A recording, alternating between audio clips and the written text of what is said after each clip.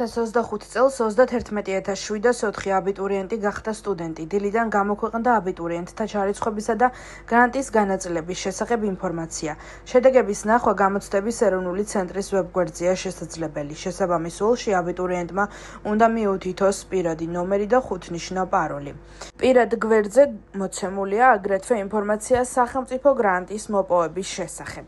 უფლების გაგრძელება მოიპოვა 31700-ზე მეტმა, უფრო ზუსტად 31704-მა გამოსაცდელმა და მნიშვნელოვანია, რომ ეს ციფრი გახლავთ სწავლის უფლების მქონე გამოსაცდელების 88%. დაფინანსდა 11600-ზე მეტი აბიტურიენტი, მათ შორის გრანტი მოიპოვა, სახელმწიფო სასწავლო გრანტი მოიპოვა 6500-მა აბიტურიენტმა, აქედან 100%-იანი გრანტი მოიპოვა 1000-ზე მეტმა აბიტურიენტმა. იმისათვის, რომ ისინი ჩაირიცხონ უმაღლეს სასწავლებლებში და მოიპოვონ სტუდენტის სტატუსი, აუცილებელია უმაღლეს საგანმანათლებლო დაწესებულებებს მიმართონ დაუყოვნებლი იმ ვადებში, რაც გამოცხადებული აქვს თითოეულ უმაღლეს სასწავლებელს.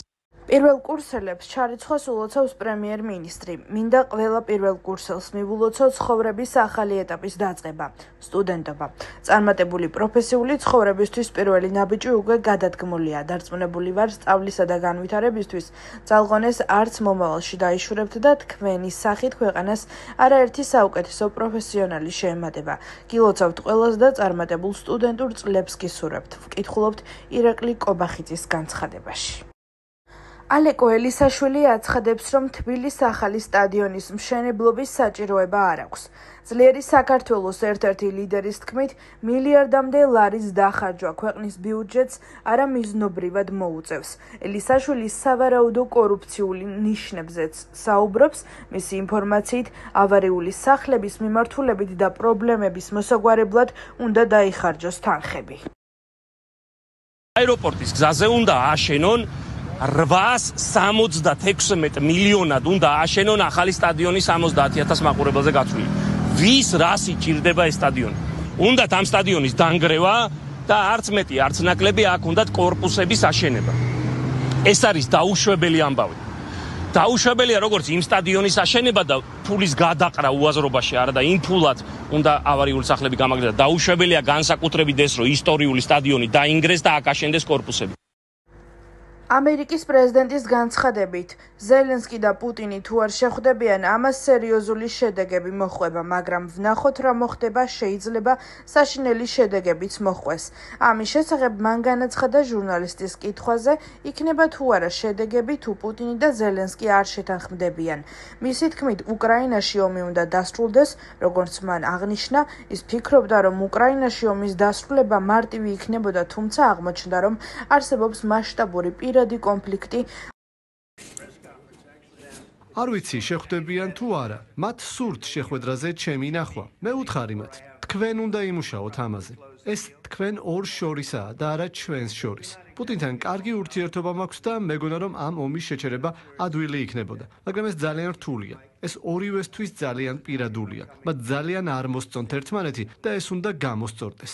მათ სურთ, რომ მე იქ ვიყო. შეიძლება ვიყო, შეიძლება არა, მაგრამ მინდა, რომ მათ ჯერ თავიანთი უთანხმოებების მოგვარებაზე იმუშაონ და როდესაც ეს მოხდება, ეს ომის დასასრული იქნება.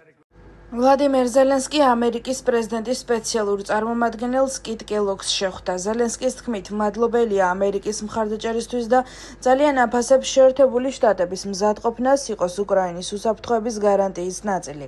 მისივე განცხადებით, უკრაინა ელოდება, რომ უსაფრთხოების ძირითადი საფუძვლები მალე განისაზღვრება. ზელენსკის განცხადებით, კელოგთან განიხილეს, თუ როგორ არის შესაძლებელი რუსეთზე გავლენის მოხდენა, რომ რეალურ მოლაპარაკებებში ჩაერთოს და ომის დასრულება აიძულონ. ზელენსკის განცხადებით, სანქციები და ტარიფები დღის წესრიგში უნდა დარჩეს. კიტ კელოგის თქმით კი, უკრაინის უსაფრთხოების გარანტიებთან დაკავშირებით დიპლომატიური სამუშაო რთულია. უკრაინელ ჟურნალისტებთან საუბრისას მან განაცხადა, რომ პროცესი წინ მიიწევს და იმედი გამოთქვა, რომ მალე შეათანხმებენ უსაფრთხოების გარანტიებსაც. საქართველოს ნაკრებმა კვიპროსში პირველი ვარჯიში უკვე ჩაატარა. 13 კალათბურთელს შორის კაპიტანი თორნიკე შენგელიაც იყო, რომელმაც მოსამზადებელი ეტაპის დიდი ნაწილი ჯანმრთელობის პრობლემის გამო გამოტოვა. მწვრთნელმა 12 კაციანი შემადგენლობა 27 აგვისტომდე უნდა დაასახელოს. პირველი მატჩი 28 აგვისტოს ევროპის მოქმედ ჩემპიონ ესპანეთთან შედგება. საქართველოს მეტოქეებად ჯგუფში ასევე იქმნებიან კვიპროსის, ბოსნია და ჰერცეგოვინის, იტალიისა და საბერძნეთის ნაკრებები. ვარჯიში გავმართეთ ლიმასოლში, რა თქმა უნდა, განწყობა საბრძოლოა, უკვე აქ ვართ, გამოვიარეთ რთული გზა, ძალიან ბევრი რამ ვისწავლეთ ამ ამხანაგურების თამაშებიდან, ძალიან ბევრი პოზიტივი ავიღეთ და ძალიან ბევრი ნეგატივიც. რა თქმა უნდა, ბევრი მიზეზი იყო, რის გამოც წარუმატებლად ჩავატარეთ ამ ამხანაგურების თამაშები, მაგრამ ვფიქრობ, ამ მომენტისთვის შეძლებს დაგვარდათ მზად ვართ, ძალიან სერიოზული ტრამვები არავის არ აწუხებს. თორნიკე შენგელიაც შემოგვიერთდა და დღითი დღე უმატებს ნელ-ნელა და ვნახოთ როგორ წარიმართება მისი მდგომარეობა. გუნდში კარგი განწყობა. შემისავლით ძალიან კაი შეკრება გავიარეთ. პრობლემა ის იყო, რომ თელმა შემადგენლობამ ვერ ვითამაშეთ ეს ამხანაგური თამაშები.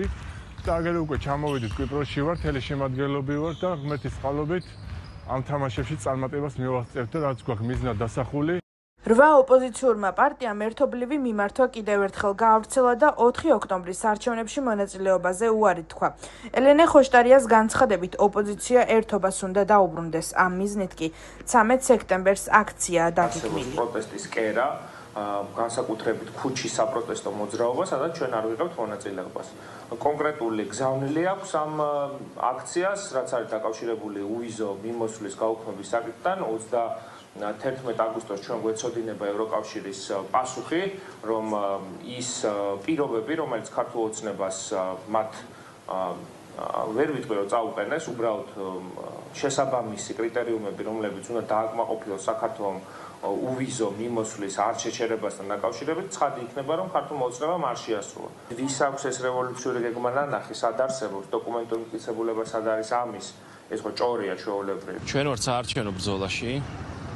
ჩვენ კოალიცია ლელო ძლიერი საქართველო ერთის მხრივ და მეორეს მხრივ პარტია გახარია საქართველოსთვის. ჩვენ ყავს საერთო კანდიდატები, საერთო მაჟორიტარები დავასახელეთ და ჩვენ ამ ბრძოლაში ვართ, ჩვენ ამ არჩევნებს უყურებთ როგორც ბრძოლას ქართული ოცნების დასამარცხებლად და ქვეყნის გადასარჩენად. არიან მეორეს მხრივ ბოიკოტის მომხრე პარტიები, 8 პარტია, ჩვენ მათ გააწყვეტილებებს პატივს ვცემთ, არ ვაპირებთ მათ შეუერთდეთ ჩვენი გეზი, ჩვენი გზა გვაქვს. თუმცა პატივსცემთ, ეს ის გვერა, რომ მათაც უნდათ ამ ხელისუფლების დამარცხება, უბრალოდ სხვა ხედვები გვაქვს, სხვა სტრატეგია გვაქვს და სხვა გზა. თავის გზაზე გაუმარჯოს იმათ, ჩვენ გზაზე გავიმარჯოს. მიღებული გვაქვს გადაწყვეტილება დიდი ხანია უკვე, რომ მივდივართ არჩევნების გზით, ახლა ჩვენი მთავარი ფოკუსი, მთავარი კონცენტრაცია არის არჩევნებზე, როგორც თბილისში, ისე საქართველოს ყველა ქალაქში, ყველა რეგიონში და ამიტომ ჩვენთვის გასაგებია, მე მგონი თქვენთვისაც, რომ მთავარი პრიორიტეტი არის არჩევნები და არჩევნების გზით ოცნების დასუსტება. ადამიანები, რომლებიც ჩვენს ქვეყანაში საკუთარ თავს ოპოზიციას უწოდებენ, რეალურად არავითარი ოპოზიცია ისინი არ არიან.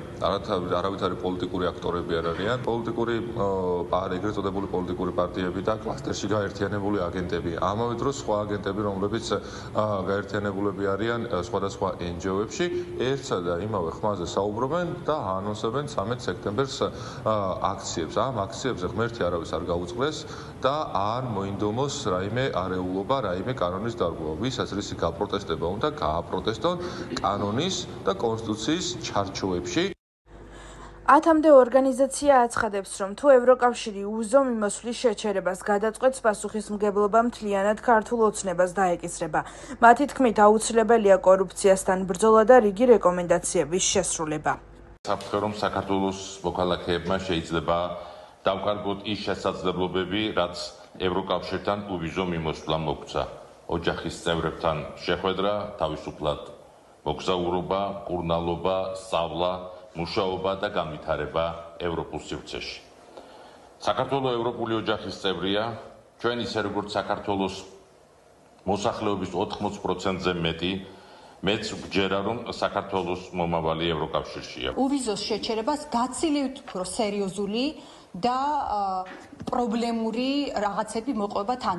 მაგალითად დღეს ძალიან მნიშვნელოვანია, რომ ძივე ავადმყოფები სასწრაფოდ ვისაც არ აქვს არანაირი დრო დარჩენილი და ყოველი დღე მნიშვნელოვანი არის სასიცოცხლო სასწრაფოდ გაემგზავრონ და მას ახლდნენ ოჯახის წევრები. ბევრი ჩვენი თანამოქალაქე სამუშაოდ მიდის ევროკავშირში, არ არღვევს ამ ვადას და 90 დღის განმავლობაში, 3 თვის განმავლობაში იმდენ სარჩოს აგროვებს, რომ შემდეგ მთელი წელი ყოფნის ეს ოჯახს. ეს ადამიანები დაკარგავენ ევროპაში მაღალანაზღაურებადი დროებითი სამუშაოს საშუალებას. ადამიანების მთავარი მიზანი არა საქართველოს კეთილდღეობა და ჩვენი ქვეყნის პროგრესი, არამედ ამ ქვეყნისთვის ძილგამომთხრელი საქმიანობის გაგრძელება, ნათლად იკვეთება მათი სურვილი, რომ გაუარესდეს საქართველოსა და ევროკავშირის შორის ურთიერთობა და შეიძლება ითქვას, რომ აი ურთიერთობის, ასე ვთქვათ, ახალ ფორმატში გადაყვანა, რაც მანდამაინც მოსაწონი არ არის ევროკავშირის მხრიდან, არის გამოწვეული სწორედ აი ამ ტიპის არასამთავრობო ორგანიზაციების წარმომადგენლების რამოდენიმე წლიანი მავნებლური მუშაობის შედეგი. აქციის მონაწილე საბას ხვიდორიძის პროცესზე დაცვის მხარემ გამამართლებელი განაჩენი მოითხოვა. ადვოკატის განცხადებით, პოლიციელზე თავდასხმა არ იკვეთება და ხვიდორიძემ მხოლოდ მეგობარი დაიცვა. ბრალდება მძიმე მუხლიდან ნაკლებად მძიმე 160 მუხლით შეიცვალა, რაც 3 წლამდე პატიმრობას ითვალისწინებს. საბოლოო სიტყვას ბრალდებული 3 სექტემბერს იტყვის, რის შემდეგაც მოსამართლე განაჩენს გამოიტანს. მოწმემ, ანუ მირიან ქავთარაძის მხარემ თქვა, რომ მირიან ქავთარაძე არ იგინებოდა, მაშინ როცა თავად მირიანმა თქვა, რომ იგინებოდა, ისინი ამბობენ, რომ არ ცდილობდა და არ მიიწევდა მოქალაქეებისკენ, თუმცა მირიან ქავთარაძემ თქვა, რომ მიიწევდა მოქალაქეებისკენ გინებით, რომ დაეკავებინა, თუმცა გაურკვეველია ადამიანის გინებით დაკავება, როდიდან არის დაკავების საგამოძიებო მოქმედება და ფაქტობრივად ისინი მალავდნენ და მალავენ მირიან ქავთარაძის განხორციელებულ თავდასხმის ქმედებებს. ამიტომ ამ პირობებში ეს ყველა მოწმის ჩვენება არის არასანდო, არ არის გასაზიარებელი. ხნედ იმიტომ არის საბა, რომ როდესაც სახელმწიფო გედავება იმ დანაშაულს, რაც არ ჩაგიდენია და ამავდროულად გედავება 7-დან 11 წელს, სხვა არის და როცა თვითონვე უკან დაიხიეს იმ მოქმედებით, რომ 120 გადააკვალიფიცირეს, ყველას გვიხარო და რატომღაც უდანაშაულო ადამიანი